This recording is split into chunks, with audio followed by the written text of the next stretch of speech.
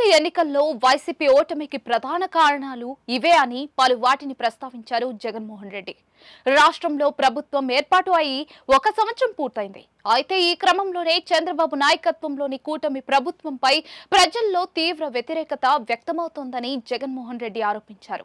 ఈ తక్కువ సమయంలోనే ఈ స్థాయిలో ప్రజా వ్యతిరేకత గతంలో ఏ ప్రభుత్వానికి ఎదురు కాలేదని విమర్శిస్తూ ఉన్నారు. అధికారంలోకి వచ్చాక ప్రజలకు మంచి చేయాల్సిన బదులు దారి తప్పించే ప్రయత్నాలు చేస్తున్నారని, రెడ్ బుక్ పాలన పేరుతో రాజకీయ విభజన, ప్రతీకారాలు, అణచివేత రాజ్యం కొనసాగుతోందని తెలిపారు. ఎన్నికల ముందు చంద్రబాబు ఇంటింటికి నాయకులను పంపి ఓటర్లకు హామీలతో కూడిన బ్యాండ్లు ఇచ్చి ప్రజలను నమ్మించారు.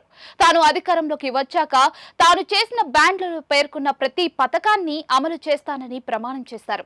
అయితే ఏడాది పూర్తయినా కూడా ఈ హామీలలో ఒక్కదాన్ని కూడా అమలు చేయకపోవడం ప్రజలను తీవ్రంగా నిరాశపరిచిందని జగన్మోహన్ రెడ్డి ఆరోపించారు. తల్లికి వందనం, ఆడబిడ్డ నిధి, నిరుద్యోగ భృతి వంటి పథకాలను బ్యాండ్లలో చూపించి ఇప్పటికీ కూడా ఒక్క రూపాయి కూడా ఇవ్వలేదని విమర్శించారు.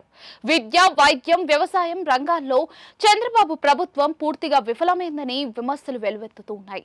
ఫీజు రియంబర్స్మెంట్, ఆరోగ్యశ్రీ, వసతి దీవెన, చేయూత, నేతన్న నేస్తం వంటి పథకాలపై వేల కోట్ల బకాయిలు పెండింగ్ లో ఉన్నాయని తెలిపారు.